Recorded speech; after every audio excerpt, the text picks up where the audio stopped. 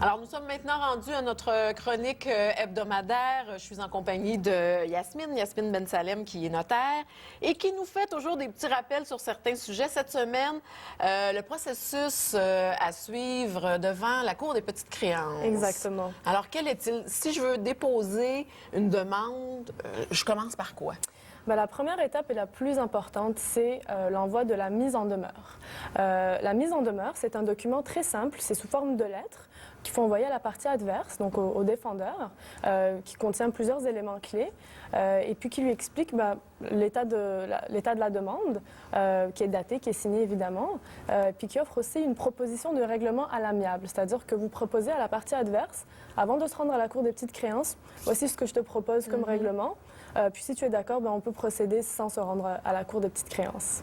Donc, c'est vraiment une lettre. Et cette lettre-là peut être signée par moi. Ce n'est pas obligatoire qu'elle soit notariée ou faite par un avocat? Exactement. Vous pouvez demander, si vous n'êtes pas à l'aise de rédiger un document comme une mise en demeure, de l'assistance à un avocat ou à un notaire, mais elle peut tout à fait être rédigée si vous êtes à l'aise avec ça, en termes simples, pourvu qu'elle soit datée, signée, puis qu'elle comporte la mention mise en demeure pour que ce soit vraiment très clair à la partie adverse que c'est comme la partie, c'est l'étape préalable avant de l'emmener en cours. Parce que le pauvre, il faut toujours bien qu'il sache ce qu'on me reproche. Exactement. Alors, on explique dans la mise en demeure qu'est-ce qu'on reproche, qu'est-ce que le défendeur devrait faire pour régler le tout. Exactement. Avec un délai. Exactement. À défaut de quoi, on l'avise qu'on dépose une plainte. On procède, exactement. Un délai raisonnable, comme on dit.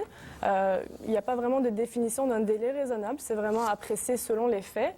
La pratique commune, c'est qu'on donne environ 10 jours au défendeur pour procéder. Disons que j'ai envoyé ma mise en demeure, j'ai envoyé ma lettre, j'ai pas de nouvelles, ou encore j'ai des nouvelles, puis il me dit je ne règle pas. Maintenant, qu'est-ce que je fais? La deuxième étape, c'est d'aller remplir un formulaire qui s'appelle « Demande aux petites créances ». Donc, c'est un formulaire qu'on peut retrouver sur le site Internet du ministère de la Justice ou qu'on peut se procurer au palais de justice.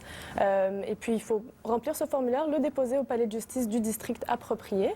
Encore une fois, si vous n'êtes pas à l'aise pour remplir ce formulaire-là, vous pouvez, sur rendez-vous, demander l'aide du greffier de la division des petites créances du palais de justice du district judiciaire. Sur rendez-vous, le greffier va vous aider à rédiger la demande aux petites créances et va vous aider évidemment dans le processus de déposer cette demande-là.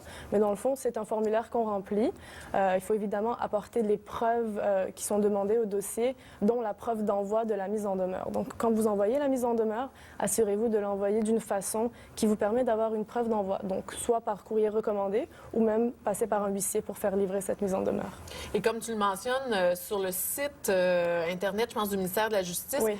Ils ont ce qu'ils appellent une trousse qui nous aide, qui nous guide lors d'un dépôt de... Oui, c'est très interactif. Il y a même des petites capsules vidéo, des petits témoignages de gens qui expliquent comment est-ce qu'ils ont réussi à remplir leur demande. Comme son nom l'indique, on parle de petites créances. Oui. Alors, c'est pas toute demande que je peux déposer. Exactement. Alors, quelle est la limite? La limite, premièrement, c'est une limite de montant. C'est-à-dire que toute cause au-dessus de 7 000 $ n'est pas acceptée aux petites créances. Donc, petit conseil, si vous avez une cause qui est un peu plus élevée que 7 000 $, vous avez tout à fait le droit de la réduire pour passer aux petites créances. Ah, d'accord. Donc, même si j'estime que la personne me doit 15 000 $, je peux dire, pour pouvoir me prévaloir des petites créances, je le poursuis, disons, pour 7 000 $. Pour 7 000 $ tout juste, pour éviter les frais d'avocat qui, des fois, pourraient dépasser la différence. Par contre, vous n'avez pas le droit de fractionner vos demandes. Ah non. Si vous voulez poursuivre, disons, pour 20 000 $, vous n'avez pas le droit de fractionner en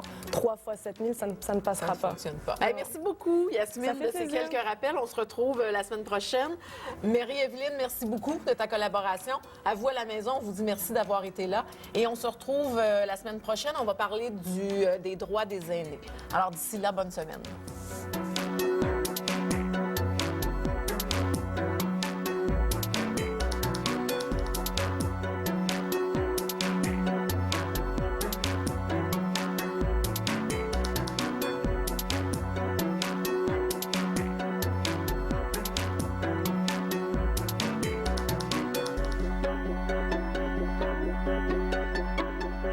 Mêlez-vous de vos affaires vous a été présenté en collaboration avec la Chambre des notaires du Québec.